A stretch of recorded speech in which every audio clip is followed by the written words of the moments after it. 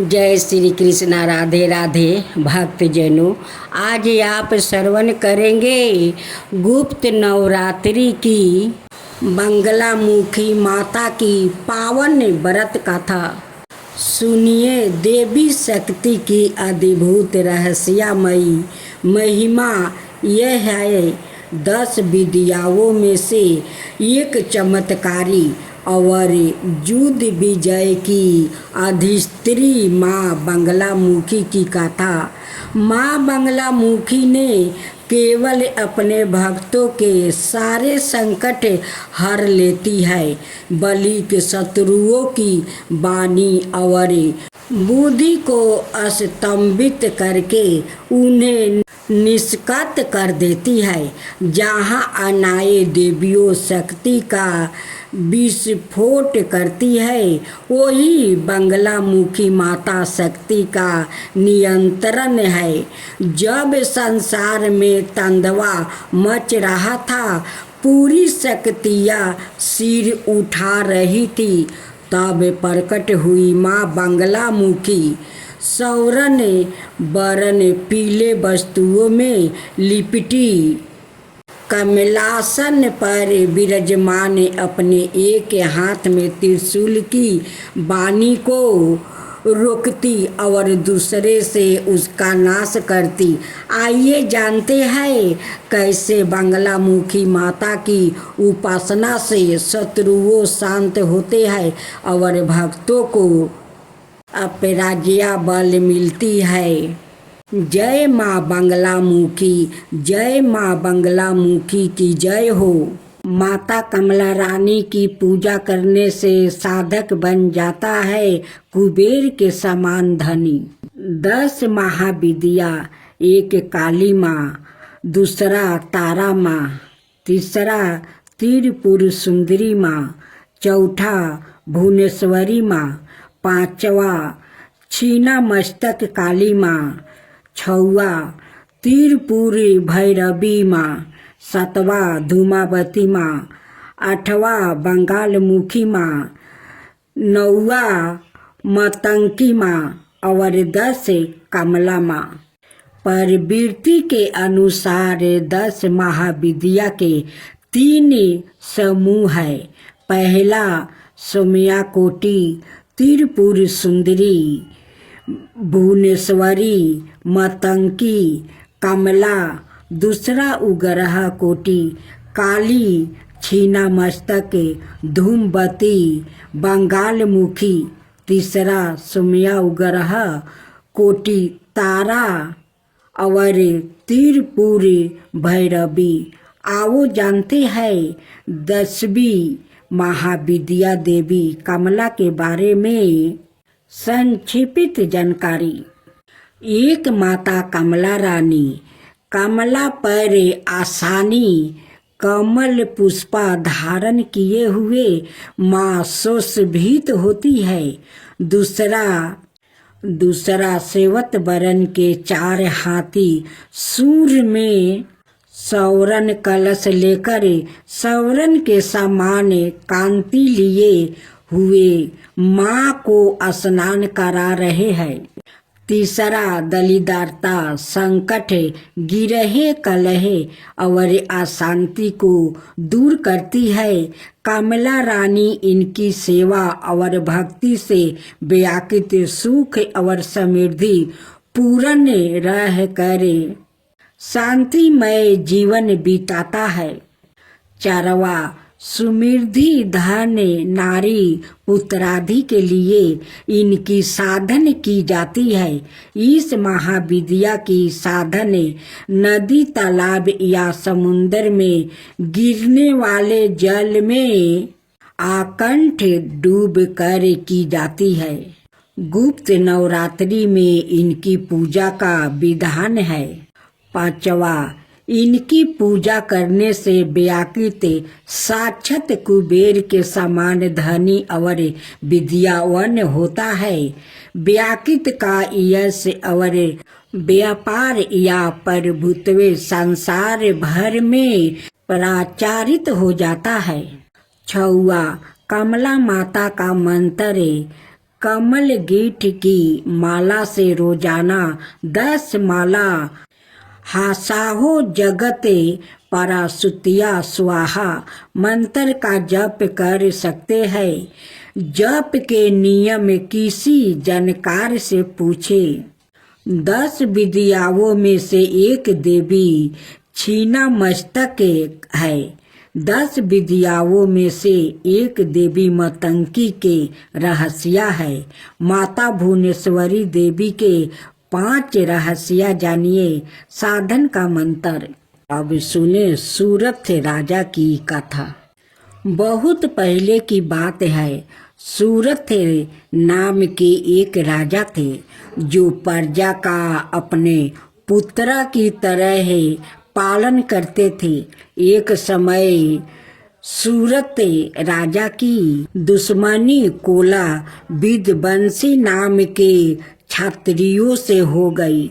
युद्ध में सेना की संख्याएं अधिक होने के बावजूद भी राजा सूरत कोला विध्वंसियों से हार गया और केवल अपने ही नगर के राजा बनकर रहने लगा जो अति सुरक्षित था। वहाँ भी उनके दुष्ट मंत्रियों ने शत्रु से हाथ मिला लिया और उनसे नगर का राजकाज हथिया लिया। इससे राजा सूरथ अति दुखी हो गया और वो अपने पत्नी पुत्र को नगर में ही छोड़कर एक घोड़े पर बैठकर शिकार खेलने के बहाने घने जंगल में चला गया। उस जंगल में जाकर वो मेघ मुनि के आश्रम पर रुके, जहाँ पर मुनि ने आदर सत्कार के साथ उनका स्वागत किया और रहने के लिए एक कुटिया भी दिया।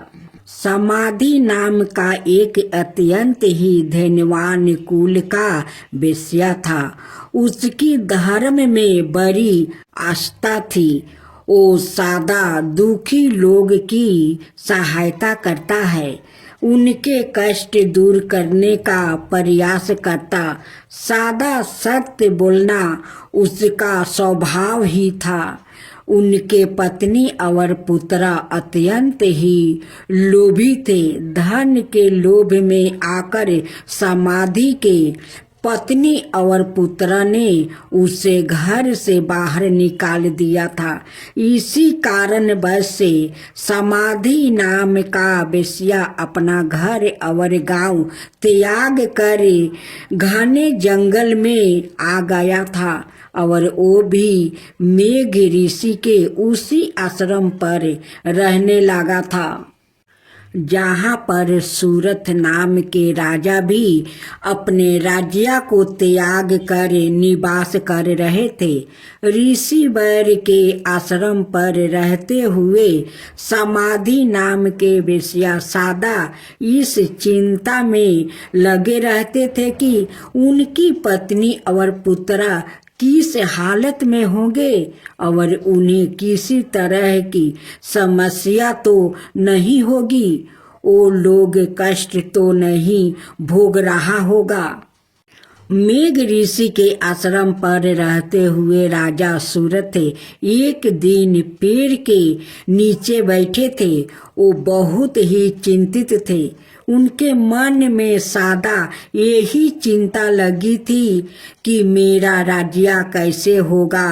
पता नहीं, बहुत मेहनत से कमाया हुआ मेरा धन है, अब वहाँ के राजा कैसे खर्च कर रहे होंगे।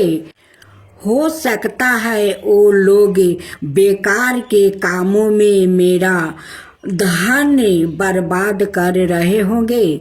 जो धन मैं दान धर्म में लगाता था, अब शायद वो धूर्त मलेच्छ शराब पीने में और जुए खेलने में लगाते होंगे, क्योंकि उन धूर्त मलेच्छ की धर्म में कोई स्थान नहीं होती।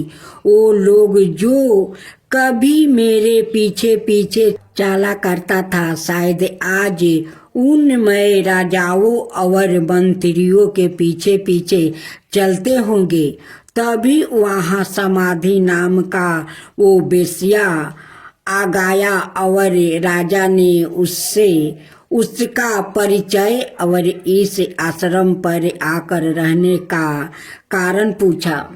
उस वेश्या ने कहा, राजन, मेरा नाम समाधि है। मुझे मेरे पत्नी और पुत्र ने धन के लालच में आकर घर से बाहर निकाल दिया है। फिर भी मेरा मन उन्हीं की चिंता में लगा है। मैं यही सोचता रहता हूँ कि वो लोग खुश है या नहीं। अपने पत्नी और पुत्र के प्रति मेरा मन कठोर नहीं हो पाता है। मैं यहाँ बात अच्छी तरह से जानता हूँ कि इनका गुणों में दोष है, फिर भी मेरा मन उन्हीं के चिंता में लगा है।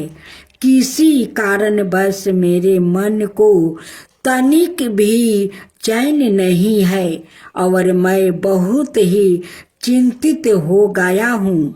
दुराचारी और दुष्ट लोग भी अपने परिजनों का त्याग नहीं कर पाते हैं। मैं अपने परिवार के मोह बंधन में पड़ कर चिंतित और दुखी हूँ। समाधि नाम के वेश्या की अपने परिवार के प्रति ऐसे चिंता देख कर राजा सूरत कहते हैं, जिन लोग ने धन के लालच में आकर तुम्हें घर से बाहर निकाल दिया है, उन्हीं के प्रति तुम्हारे मन में इतना स्नेह है। यह बड़े आश्चर्य की बात है।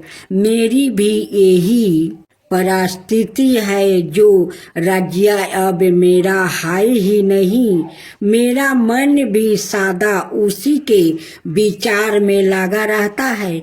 मैं सदा इसी विचार में डूबा रहता हूँ कि मेरा अति परिश्रम से कमाया हुआ धन वो नए राजा किसी प्रकार से खर्च कर रहे होंगे और जो लोग मेरे पीछे पीछे घूमा करता था आज उन राजाओं के पीछे पीछे रहे होंगे।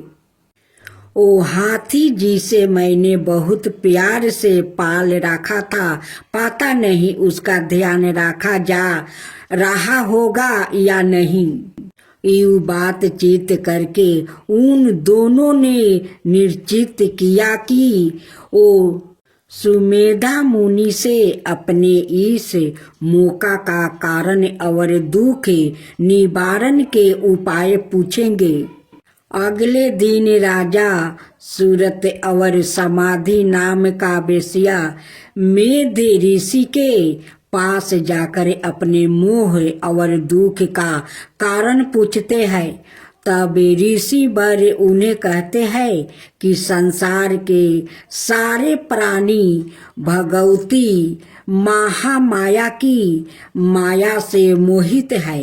उन्हीं के इच्छा के कारण सभी जीवों मोह में पड़े रहते हैं और उन्हें देवी आदि शक्ति रात्रि और उनके हाथों से मारे गए दैत्यों की कथा सुनते हैं। मेधा ऋषि राजा और वेश्या को देवी के प्रसंग में मधु कटवा का वध, महिषासुर का वध, धर्मलोचन का वध, चंड मुंड का वध और शुभ नशुभ के वध की कथा सुनते हैं। देवी की यह सारी कथाएं सुनकर राजा और वेश्या के मन में देवी के प्रति भक्ति जागृत होती है और वो दोनों मेधा ऋषि से देवी की पूजा विधि और नवारण मंत्र जानकर उनकी ज्ञान लेकर जंगल में जाकर भगवती की आराधना आरंभ करते हैं। 1 महीने तक वो दोनों देवी के हाथ से मारे गए दैत्यों से संबंधित चित्रा का पाठ करते हैं, जिससे उनके मन में अटूट श्रद्धा जागृत हो जाती है। अब उन दोनों का देवी की उपासना के अतिरिक्त दूसरा कोई कार्य नहीं था। 1 बरस तक वो देवी के मंत्र का जप करते हैं और केवल फल खाकर ही रहते हैं। दूसरे बरस में वो केवल सूखे पत्ते खाकर देवी की पूजा और मंत्र जप करते हैं। तब उन दोनों को देवी सपने में दर्शन देती है। अब वो देवी की साक्षात दर्शन पाने की इच्छा से तीसरे बरस में वो केवल हवा से ही जीवित रहकर देवी की उपासना करते हैं। इस तरह 3 बरस तक राजा और वेश्या दोनों ही भगवती महामाया की श्रद्धा पूर्वक उपासना करते हैं, जिससे प्रसन्न होकर देवी उन दोनों के सामने प्रकट होती है और राजा के इच्छा अनुसार उन्हें अपना राज्य वापस मिलने वर देती है और कहती है, राजन 10,000 बरस तक राज्य करके तुम्हारा शरीर शांत हो जाएगा। उसके बाद तुम सूर्य के पुत्र बनकर सवरीन नाम के मनु बनेंगे। समाधि नाम के वेश्या को उसकी इच्छा के अनुसार मुक्ति प्रदान करने वाली ज्ञान देती है। देवी राजा और वेश्या को यूं वरदान देकर वही अंतर्ध्यान हो गई।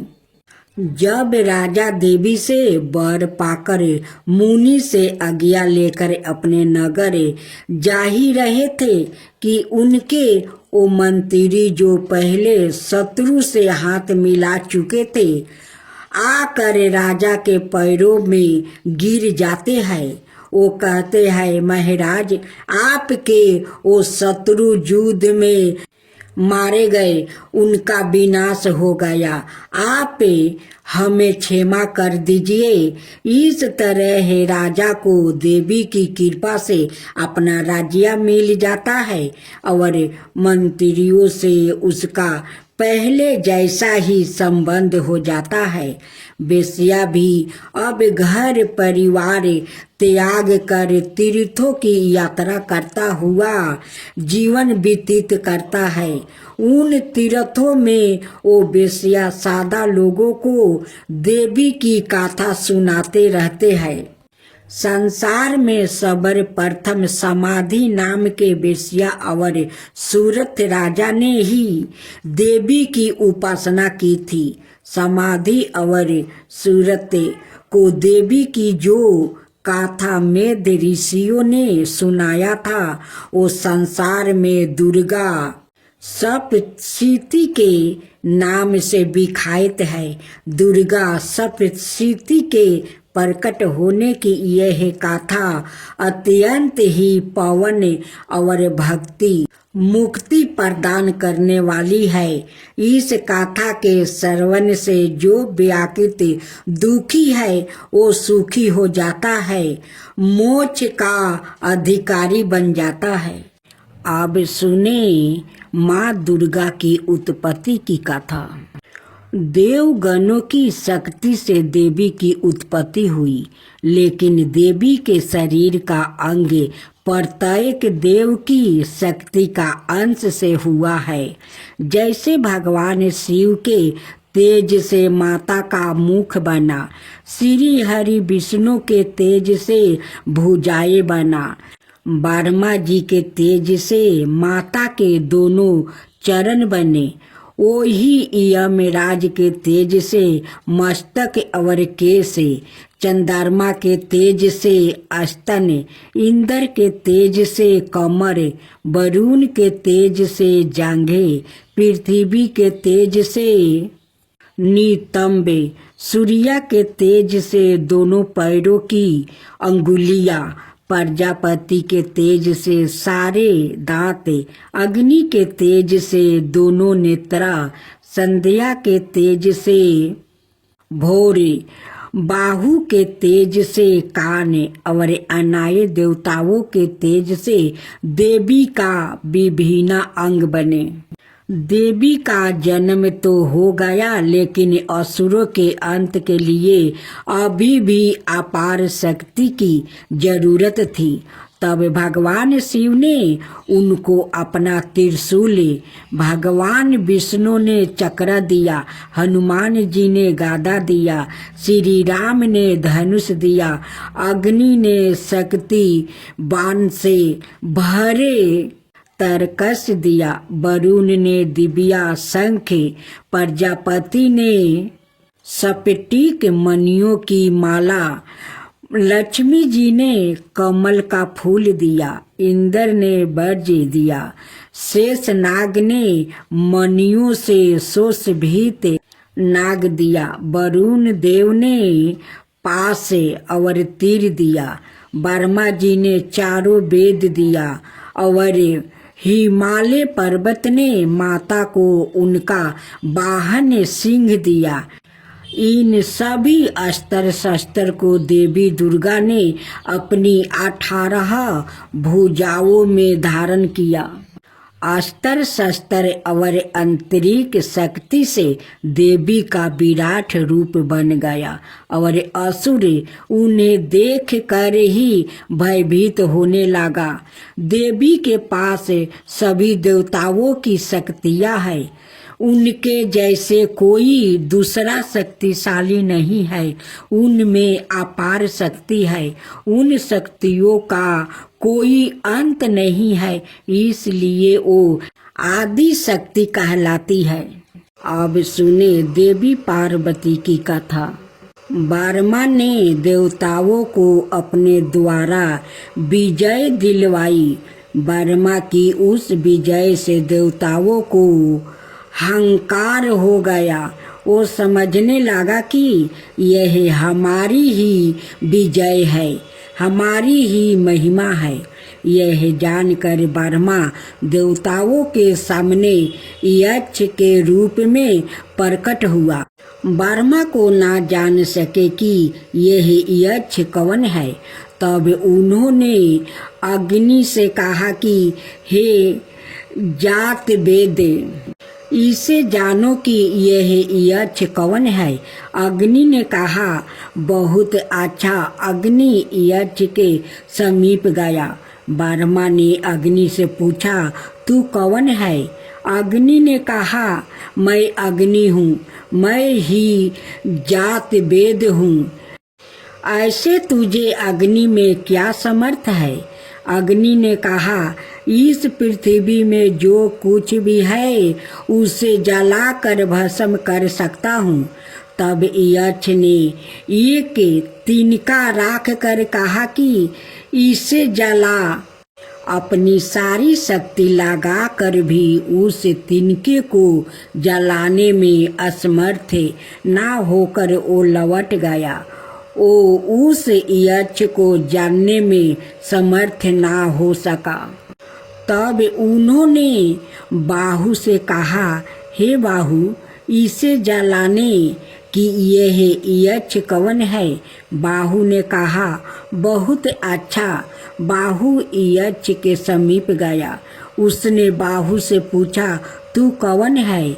बाहु ने कहा, मैं बाहु हूँ, मैं ही मातृश्वर हूँ। ऐसे तुझे बाहु में क्या समर्थ है? बाहु ने कहा, इसे पृथ्वी में जो कुछ भी है उसे ग्रहण कर सकता हूँ। तब यक्ष ने एक तिनका राख कर कहा कि इसे ग्रहण कर। अपनी सारी शक्ति लगा कर भी उस तिनके को ग्रहण करने में समर्थ ना होकर वो भी लौट गया। वो उस यक्ष को जानने में समर्थ ना हो सका। तब उन्होंने इंद्र से कहा, हे मेघवन, इसे जलाने की यह यक्ष कौन है? इंद्र ने कहा, बहुत अच्छा। इंद्र खुद यक्ष के समीप गया। उसके सामने यक्ष अंतर ध्यान हो गया। वो इंद्र उसी आकाश में आतिशिया शोभा युक्त देवी हेमवती उम्बा पार्वती को देखा और उनके पास आ पहुंचा और उनसे पूछा कि यह यक्ष कौन था? देवी पार्वती ने स्पष्ट कहा कि वो यक्ष ब्रह्मा है। उस ब्रह्मा की ही विजय में तुम इस प्रकार महिमान्वित हुए हो। तब से ही इंद्र ने यह जाना कि यह ब्रह्मा है। इस प्रकार यह देव जो कि अग्नि बाहु और इंद्र है, अनाय देवों से श्रेष्ठ हुआ। उन्होंने ही इस ब्रह्मा का समीप अस्त्र स्पर्श किया और उन्होंने ही सबसे पहले देवी के द्वारा जाना कि यह ब्रह्मा है। इसी प्रकार इंद्र अनाय सभी देवों से अति श्रेष्ठ हुआ। उसने ही इस ब्रह्मा का सबसे समीप अस्त्र स्पर्श किया। उसने ही सबसे पहले जाना कि यह ब्रह्मा है। इसके अलावा और भी कई उपनिषदों में देवी पार्वती का वर्णन मिलता है, जहाँ देवी कुछ अलग नाम से भी जानी जाती है। अब सुने पूर्व जन्म की कथा। पार्वती पूर्व जन्म में दक्ष प्रजापति की पुत्री सती थी और उस जन्म में भी वो भगवान शंकर की ही पत्नी थी। सती ने अपने पिता दक्ष प्रजापति के यज्ञ में अपने पति का अपमान न सह पाने के कारण सवाए को अग्नि में भस्म कर दिया। भगवान शंकर को जब ये बात पता चली तो उन्होंने वीरभद्रा के रूप में दक्ष प्रजापति के यज्ञ को नष्ट कर दिया। भगवान शिव सती के शव को लेकर दंडवत करने लगा। उसी समय भगवान विष्णु ने अपने सुदर्शन चक्र से माता सती के शव को 51 भाग कर दिया।